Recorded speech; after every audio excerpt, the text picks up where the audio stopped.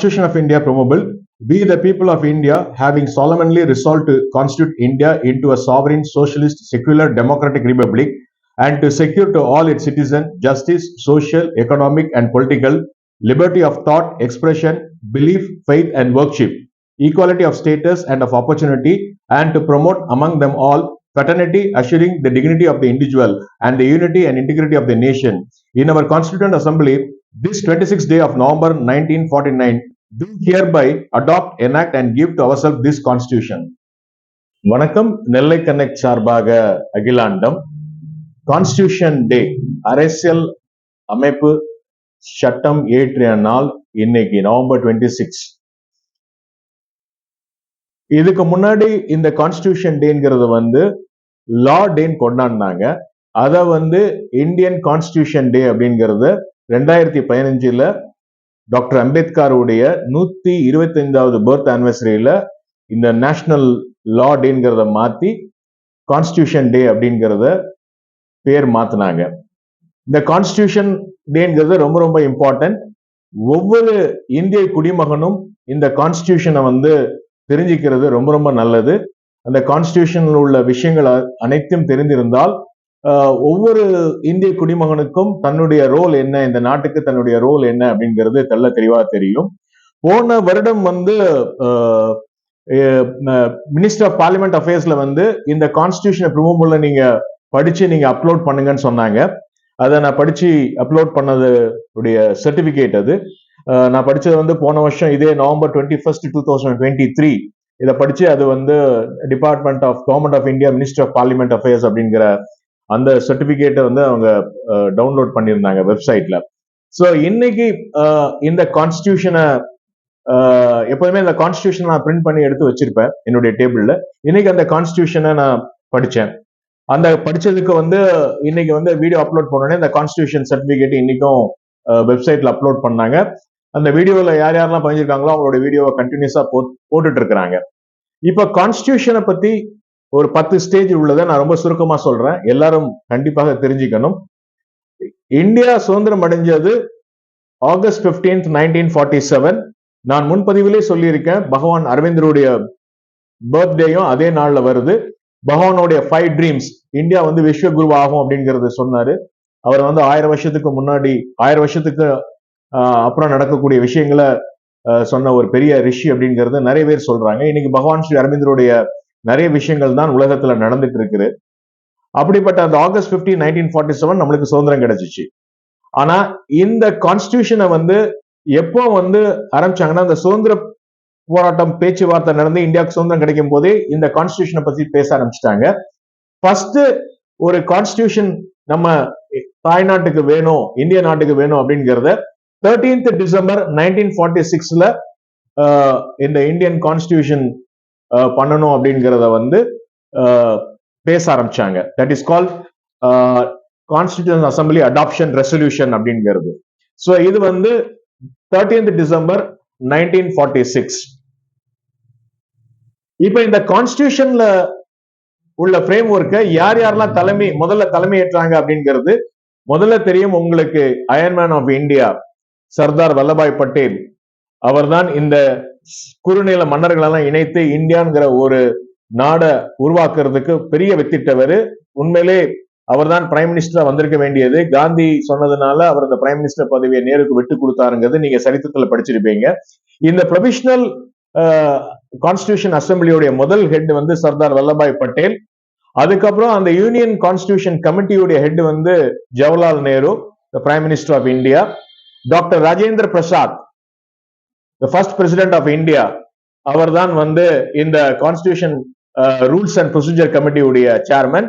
இந்த கான்ஸ்டிடியூஷனை டிராஃப்ட் பண்ணி சப்மிட் பண்ணதுடைய தலைவர் டாக்டர் அம்பேத்கர். சோ இவங்க 4 பேருடைய படம் இருக்கு. Sardar Vallabhbhai Patel and doctor Rajendra Prasad is a staunch follower of பகவான் ஸ்ரீ அரவிந்தோ. டாக்டர் ராஜேந்திர பிரசாத் தான் 2 தடவை தொடர்ச்சியாக பிரசிடென்ட் ஆஃப் இந்தியாவா இருந்தாங்க.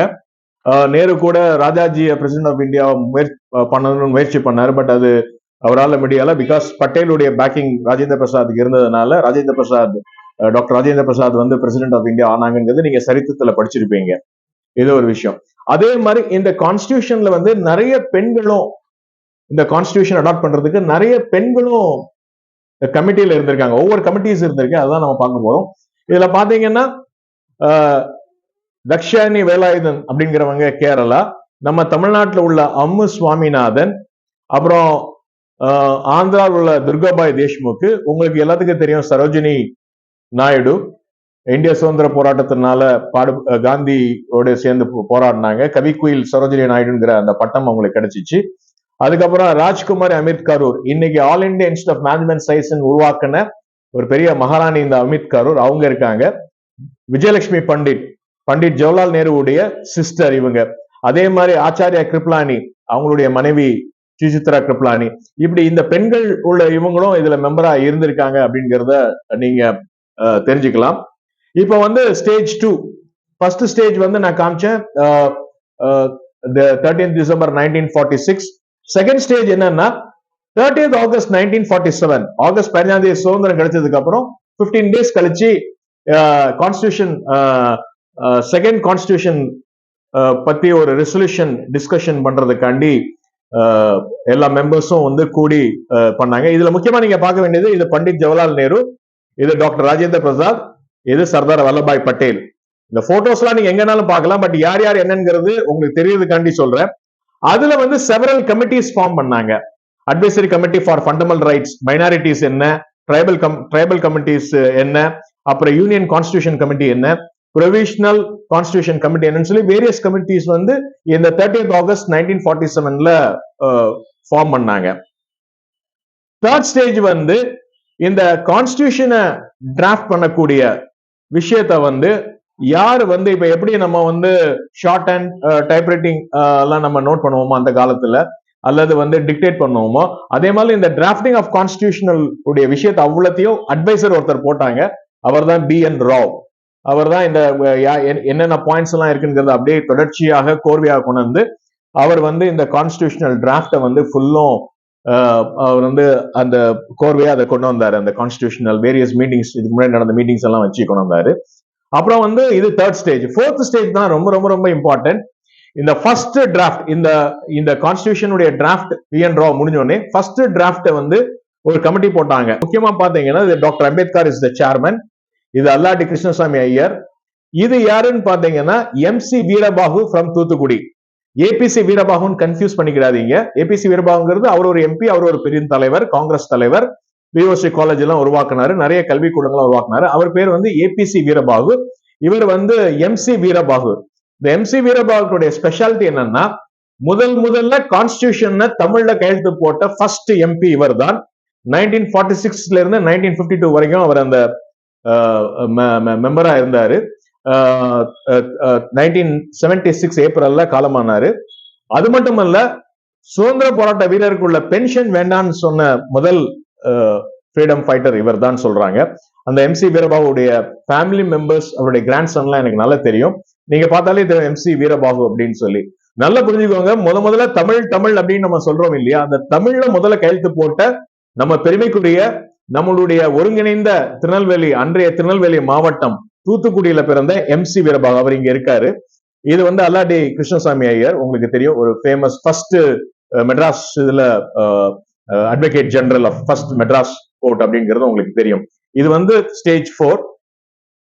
ஸ்டேஜ் 5ல வந்து திருப்பி வந்து இந்த ஃபர்ஸ்ட் டிராஃப்ட் டிஸ்கஸ் பண்றாங்க. That is on 23rd, 24th, 27th March 1948.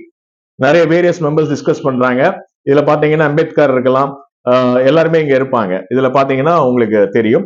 4th stage தான் டாக்டர் அம்பேத்கர் அந்த டிபேட்ஸ் எல்லாம் வச்சு 4th November வந்து டாக்டர் அம்பேத்கர் வந்து 1948ல வந்து அதை கம்ப்ளீட்டா ஒரு ஒரு ஒரு ஒரு கிளாரிட்டி கொண்டு வராரு. அந்த டிராஃப்ட் பண்ணி அந்த chairman of the drafting committee, constitution drafting committee chairman doctor Ambedkar இது பண்றாரு. சோ அதுக்கப்புறம் இந்த டிராஃப்ட் கமிஷனை வந்து ரீட் பண்றாங்க. இதான் ரொம்ப முக்கியமாக கவனிக்க வேண்டியது. இந்த டிராஃப்ட் கமிஷனை வந்து 17th October 1949 வந்து நம்மளுடைய பார்லிமெண்ட்ல ரீட் பண்றாங்க. அதுல பாத்தீங்கன்னா 2 பேர் உட்கார்ந்து இருக்காங்க. ஒன்னு வந்து சர்தார் வல்லபாய் பட்டேல், இன்னொன்னு வந்து KM முன்சி. KM முன்சி யாருன்னா, ஃபர்ஸ்ட் இந்தியாவில் உள்ள பாரதிய வித்யா பவன் அப்படிங்கறத ஆரம்பிச்சாரு. ஸ்டான்ச் டிவோட்டி ஆஃப் பகவான் ஸ்ரீ அரபிந்தோ. ரெண்டாவது சோம்நாத் டெம்பிள வந்து சர்தார் வல்லபாய் பட்டேல் உயிரோடு இருக்கும் பொழுது அதை வந்து இடிஞ்சு போன சோம்நாத் டெம்பிள வந்து ரிவைவ் பண்ணணுங்கும் போது நேரு வந்து அப்போஸ் பண்ணாரு. பட் பட்டேலுக்கு மெஜாரிட்டி நிறைய காங்கிரஸ் லீடர்ஸ் இருந்ததுனால பட்டேல் அந்த ஒர்க்கை தொடங்கினாரு. பட்டேல் இறந்ததுக்கு அப்புறம் நேரு வந்து அப்போஸ் பண்ணாரு. பட் கே என் முன்ஷி வந்து அதை ஓவர்லுக் பண்ணி அந்த சோம்நாத் டெம்பிள வந்து ரொம்ப பண்ணாரு. கே என் முன்ஷிங்கிறது நிறைய பொலிட்டிக்கல் சர்க்கிள்ல நிறைய எஜுகேட்டட் சர்க்கிள்ல தெரியும். ஸ்டான்ச் டிவோட்டி ஆஃப் பகவான் ஸ்ரீ அரபிந்தோ. அவர் தான் பாரதிய வித்யா பவன் சொல்லி இன்னைக்கு இந்தியா ஃபுல்லும் இருக்கக்கூடிய அந்த எஜுகேஷனல் இன்ஸ்டிடியூஷன் பகவான் ஸ்ரீ அரபிந்தருடைய நேஷனல் எஜுகேஷன் பாலிசியை இன்னைக்கு இம்ப்ளிமெண்ட் பண்ணக்கூடிய முதல் வித்திட்டவர் இவர் தான். இது வந்து கே எம் முன்ஷி. இன்னும் உங்களுக்கு நல்லா தெரியணுங்கிறதுக்காண்டி இன்னொரு ஒரு போட்டோவை டவுன்லோட் பண்ணிருக்கேன். இங்க பாருங்க, Sardar Vallabhbhai Patel and K M Munshi. ஓகேயா? இப்போ வந்து ஸ்டேஜ் 7 வரைக்கும் வந்துட்டோம். இப்போ ஸ்டேஜ் 8 இந்த ரிவிஷன் ஆஃப் டிராஃப்ட் கான்ஸ்டிடியூஷன். எப்போதுமே நம்ம ஒரு ப்ரூஃப் பார்ப்போம் இல்லையா? படிச்சு பார்த்து எதுவும் தவறு இருக்கா, அல்ல எது விட்டு போயிருக்கா, எதுவும் சேர்க்கணுமா, அல்ல எல்லாம் கரெக்டா இருக்குங்கிறத ரிவிஷன் ஆஃப் டிராஃப்ட் கான்ஸ்டிடியூஷன் வந்து 14th நவம்பர் 1949. இதுல யார் யாரெல்லாம் இருக்குன்னு பாத்தீங்கன்னா, இதான் ஷியாம் பிரகாஷ் முகர்ஜி. அவரும் ஒரு கமிட்டியில இருந்தாரு. அவர் தான் the founder of BJP Jansangh. அப்போ வந்து ஜன்சங், அதுக்கப்புறம் founder of Shyam Prakash, doctor Shyam Prakash Mukherjee. இது வந்து அமித் கரூர், அந்த All Indian Institute of Management சயின்ஸை வந்து உருவாக்கின இவங்க, அவங்க அமித் கரூர். இது யாருன்னு உங்க எல்லாத்துக்கும் தெரியறதுக்கு வாய்ப்பு இல்லை. ஆனா எனக்கு நல்லா தெரியும். ஏன்னா நான் 7th standard 8th standard 9th standard படிக்கும் போது ஜனதா பார்ட்டி வந்து ஆட்சி அமைச்சாங்க. மொரார்ஜி தேசாய் பிரைம் மினிஸ்டர் ஆனாரு. இவர் தான் ஜெகஜீவன் ராம். நேரு கவர்மெண்ட்ல டிஃபென்ஸ் மினிஸ்டரா இருந்தாரு. இந்த ஜெகஜீவன் ராம் பத்தி 2-3 விஷயம் சொல்லிக்கிறேன். நீங்க சென்னையில மெட்ராஸ் யூனிவர்சிட்டி 8th அண்ணா சமாதி இருக்கும். இந்த லெப்ட் சைட் போனீங்கன்னா இது டுவர்ட்ஸ் வந்து அந்த ஸ்டேடியம் போகும். அந்த ஸ்டேடியம் போறதுக்கு முன்னாடி பாத்தீங்கன்னா ஒரு பெரிய கவர்மெண்ட் பில்டிங் இருக்கும். I think it's central public works department building இருக்கும். அதுல ஃப்ரண்ட்ல பாத்தீங்கன்னா பாபு ஜெகஜீவன் ராமுடைய சிலை இருக்கும். இது நேரு, இது பண்டிட் ஜவஹர்லால் நேரு. இந்த பாபு ஜெகஜீவன் ராம் தான் கடைசியில 1977ல ஒரு இந்திரா காந்தியை விட்டு ரிசைன் பண்ணி ஜனதா பார்ட்டியோட சேர்ந்து ஜெயிச்சு வந்தாரு. அவர் இன்னொன்று மட்டுமல்ல, பார்லிமெண்ட்ல வந்து அவர் வந்து 140 crores 129 crores 140 crores அவருக்கு அசட் இருந்தது. இன்கம் டாக்ஸ் ஏன் கட்டலின் போது நான் மறந்துட்டேன் அப்படின்னு சொன்னாரு. அது வந்து அந்த காலத்துல ஒரு பெரிய கார்ட்டூனா போட்டாங்க. இதுதான் அந்த பாபு ஜெகஜீவன் ராம். இப்ப 9th ஸ்டேஜ் வந்துட்டோம். இந்த ஃபைனலா வந்து 21st February 1948ல வந்து எல்லா பார்லிமெண்ட் மெம்பர்ஸ், எல்லா கமிட்டி மெம்பர்ஸ் இருக்கும்போது அந்த ஃபைனல் டிராஃப்ட், தேர்ட் டிராஃப்டிங்க வந்து ரீட் பண்றாங்க. அதுல வந்து பாத்தீங்கன்னா இந்த போட்டோல வந்து எல்லாருமே இருக்கிறாங்க. சோ இந்த தேர்ட் டிராஃப்டிங் கான்ஸ்டிடியூஷன் வந்து முடிஞ்ச உடனே ஃபைனல் ஸ்டேஜ் வந்து 26th November 1949 அந்த கான்ஸ்டிடியூஷன் அசெம்பிளியுடைய ஹெட் நான் முன்ன காமிச்ச மாதிரி சர்தார் வல்லபாய் பட்டேல் வந்து சைன் பண்றாரு. சோ அதுக்கப்புறம் நம்ம வந்து 26 January 1950 அந்த கான்ஸ்டிடியூஷன் வந்து அமலுக்கு வருது. அதுதான் நம்ம ரிபப்ளிக் டேன்னு கொண்டாடுறோம். சோ இந்த 10 ஸ்டேஜஸ் வந்து நான் உங்களுக்கு ரொம்ப சுருக்கி இருக்கிறேன். என்னுடைய கருத்து, என்னுடைய தனிப்பட்ட கருத்து என்னன்னா, ஒவ்வொரு இந்திய குடிமகனும் கண்டிப்பாக கான்ஸ்டிடியூஷன் படிக்கணும். இந்தியால வந்து உள்ள constitution is one of the best கான்ஸ்டிடியூஷன்ங்கிறாங்க. நம்மளுக்கு எல்லா உரிமைகளும் இருக்கு. அரசியல் சட்டம் வந்து அந்த மாதிரி வந்து சர்தார் வல்லபாய் பட்டேல் வந்து ஈவன் காமன் மேனை கூட ரீச் ஆகணும், காமன் மேனுக்கு வந்து எல்லா ஃப்ரீடம் அண்ட் லிபர்ட்டி கிடைக்கணும்னு சொல்லி ஒரு பெரிய ஸ்டேட்மெண்ட் கொடுத்திருக்காரு. அந்த ஸ்டேட்மெண்ட் வந்து ஒரு ப்ராவர்பா கூட வந்திருக்கு. சோ அதனால எல்லா குடிமக்களும் இந்த கான்ஸ்டிடியூஷனை படிக்கணும் அப்படிங்கிறது என்னுடைய தாழ்மையான வேண்டுகோள். அது மட்டுமல்ல, பாரதியார் வந்து வெள்ளி பனிமலை மீது உள்ளாவோம், அடி மேலே கடல் முழுதும் கப்பல் விடுவோம், பள்ளி தலங்கணத்தின் கோயில் செய்வோம், எங்கள் பாரத தேசம் என்று தோள் கொட்டுவோம் சொன்ன அந்த வார்த்தையை யாரும் மறந்துடக்கூடாது. ஆகவே வாழ்க பாரத நாடு, வாழ்க மக்கள், வாழ்க தேசியம். நன்றி, வணக்கம். நெல்லை கனெக்ட் சார்பாக அகிலாண்டம்.